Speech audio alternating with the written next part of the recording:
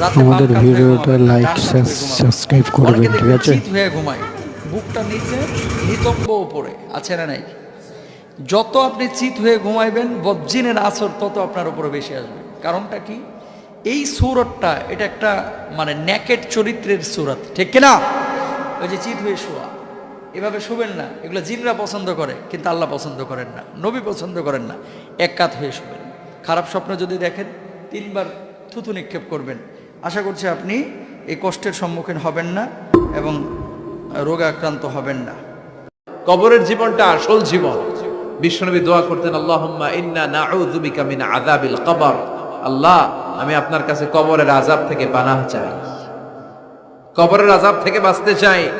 এই কবরের মধ্যে অনেক ফিতনা হবে, অনেক সুয়াল হবে। কবরে প্রশ্ন আছে না নাই?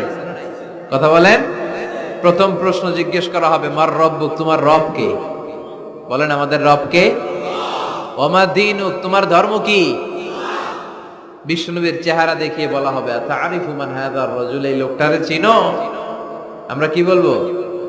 আমরা চিনি, উনি আমাদের প্রিয় রাসূল মুহাম্মাদুর রাসূলুল্লাহ সাল্লাল্লাহু আলাইহি ওয়াসাল্লাম। এরপরে জিজ্ঞেস করা হবে, এগুলো কোত্থেকে শিখলা? আমরা বলবো কোরআন থেকে। ফায়ুফসাহু লাহু কবরুহু ৭০ যিরাআন। এই সুন্দর সুন্দর উত্তর করতে পারলে আপনার কবরটারে ৭০ হাত লম্বা করে দেয়া হবে। হ্যাঁ বেটা, তুমি মেসওয়াক করো না শুধু এই কারণে, এটা রসুল করছে দেখে।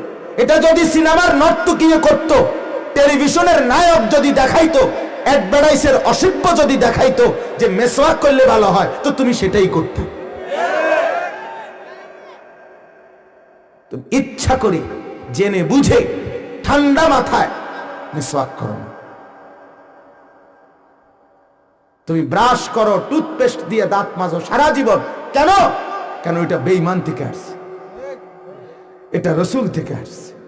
এই জন্য এটা ছেড়ে দিলাম, পরিষ্কার বলে দিলাম, মদিনার বন্ধু মুহাম্মদ, আমি মূলত তোমার দুশমন, তুমিও আমার দুশমন, আমি তোমার লগে নাই।